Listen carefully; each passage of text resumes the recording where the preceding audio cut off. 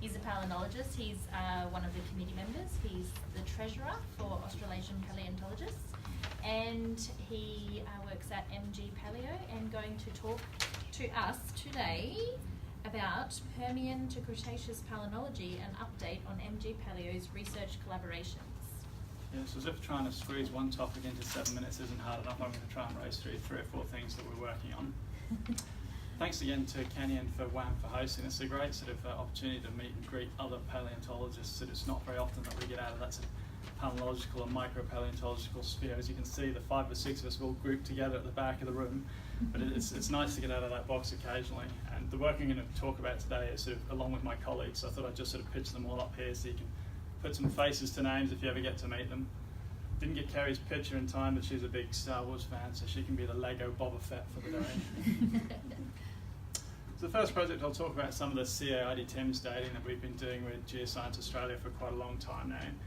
And a lot of the dating itself has been done at Boise University in the US. But we started off by looking at some assemblages from the late Permian of the Eastern Australian basins, particularly the Bowen and Sydney basins. And our spore pollen assemblages there are quite endemic, so it's difficult to tie those to the time scale. We don't have good conodont or fusulinid or ammonite control for these sections, so it's always been tricky to know exactly what sort of age we're talking about with these assemblages. So in the past, we've tried to date those with shrimp techniques or other techniques. You often have an error bar of 1, 2, 3 million years, and that starts to get outside of the sort of range of these spore pollen zones. But the sort of work that's gone on with the TIMS dating over the last 10, 15 years has really improved this. In the 1990s, they had various sort of goes with air abrasion to sort of improve these techniques, and then in the early 2000s, Madison really refined this with the CAID-TIMS technique. So here he takes the zircon crystals, you anneal them at very high temperature, and you put them in high pressure hydrofluoric acid, which sounds really nasty, but this preferentially leaches out your lead loss, your areas that are going to be subjected to lead loss, and allows you to get these much more sort of coherent, tight ages that we've got here. So now that we've got a nice age from these zircons, we need to sort of collect the right zircons. So we're usually targeting tuff beds in these coal basins because we can get nice assemblage of zircons from those. At GA, we normally do the cathode doluminescence. So if we can see sample zircons that are sort of complexly zoned, we'll get rid of those because those often have long magma residence times, and we don't want those. Those magma residence times can be upwards of 200,000–300,000 years. We try and remove those. And then we'll do shrimp dating on the samples to sort of get rid of, obviously, detrital zircons that are much older, and you get left with these nice coherent plateau ages with good confidence interval ages.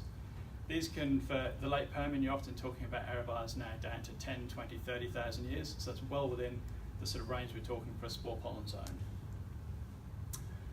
So the sort of results we've got from that, originally this is how we tied a lot of the late Permian spore pollen zones to the time scale, and we can see we shifted a lot of these to much younger ages. So it's been quite a considerable shift.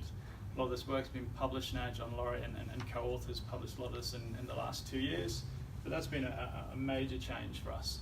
But it's also introduced various sort of questions for us to answer. What do we do with the P microcorpus zone, for example? Do we squeeze that into a tiny slice at the end of the Permian, or do we actually push that into the earliest Triassic? And it could almost go both ways. Here in the Perth Basin, for example, it seems to work quite well for keeping the P microcorpus in the latest Permian.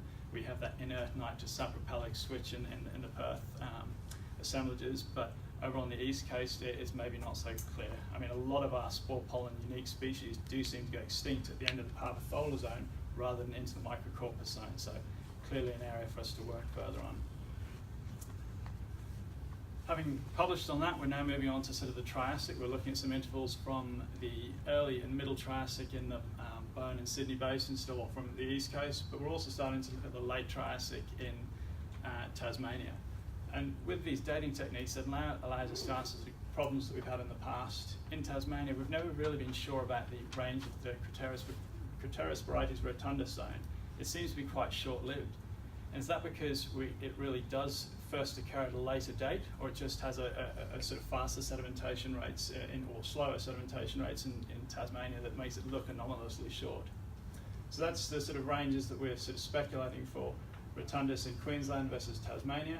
But the ages that are coming up, sort of the suggestion was that maybe folliculata is actually a better marker for the rotundus zone in Tasmania. And the ages that we're getting from dating these tussa there are sort of bearing that up. So really we're going to have to change our definition for how we use or apply the sea rotunda zone in Tasmania to being the first occurrence of folliculosa rather than rotundas. Previously we'd have no way of knowing which way around this works better or is more correct in terms of geological time. Moving on to the Bennett Basins, this works largely, we've all been involved with it, but John Lignam's been driving this to a large extent. On the northwest shelf, traditionally a lot of the exploration has been sort of up here in the Carnean Norian region, so your Mungaroo and your Brigadier beds. But with the successes that they've had in the last few years in the Dorado, Phoenix and Rock Wells, there's been a lot more emphasis now on this sort of Anisian-Ladinian interval, the T. Playforditis, Dorosicites quadriferous zones. So it's these bugs here. Traditionally in the past we've tried to sort of apply what we know from some of the east coast zones to these. So the T. Playforditis zone has been split into an upper and lower subzone based on what we know for the ranges of the Eratrosporides on the east. And we've no reason to sort of doubt that in the past, but we're finding now that we're getting a lot more samples to work with, that this doesn't really hold up so well on the northwest shelf. You won't be able to read any of this, but with this influx of new samples, we've actually been able to break this down to about 10 or 11 informal subzones and about 20 plus bio-events that seem to work quite well in the Bennett subbasin. So this sort of step forward for us has been a bit like the improvements that were made in the M. crenulatus and the S. speciosus zones about 10, 15 years ago. It's been a huge step forward for our palynological sort of correlations in this part of the northwest shelf. With time, I'm hopeful that some of these then will be more regional, but until someone starts drilling sort of a bit more broadly in this interval and giving us more samples, we won't know. One of the interesting sort of side plots that's come out of this is potentially a big climatic shift in the intra-lower choroidron, so this is the T. Playforditis zone again, with a big shift from more wet spores and pollen, lots of mangrove affinities, ferns, to these drier bisaccate dominated assemblages. So we're wondering what is the driver for this? Can we see anything that relates to this big possible climactic shift? And John sort of went looking around the literature and he's found out there is actually quite an interesting event in the Anisian that suggests that you do have a humid warm pulse. So this has been seen in parts of the northwest Tethys, it's been seen in the eastern Tethys as well, and even as far north potentially as Italy. And all of these have good dates towards the mid-Anisian. And again, what might be the driver for this? Is there potentially some volcanic activity linked to this? We haven't got much evidence for that from the northwest shelf, but some of these Tethyan events also do seem to link back to some volcanic activity. So we're getting some zircons that are being looked at from these areas, and it'll be interesting to see what comes out from these sort of zircon studies and geochemical studies on the northwest shelf over the next few years.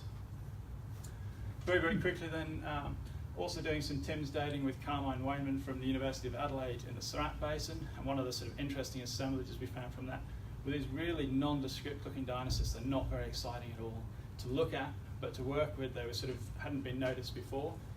They're simple, they don't have any nice appendages coming off them, no nice processes, barely tabulate, almost unrecognisable as dinocysts, but we think they're probably a non-marine assemblage, which is really quite unusual for dinocysts. They're always scarce in non-marine settings, and it would be by far the oldest non-marine dinocysts that have been published on worldwide. So it's typical, low diversity, high abundance, thin-walled, lack of processes, all fits that sort of non-marine setting for dinocysts. And if it was a standard marine setting, we'd expect to see standard marine dinocysts, which we're not. There's no other marine faunas nearby as well to suggest that this is a marine setting. So this was a really interesting little side assemblage that came out of another dating project that we're working on.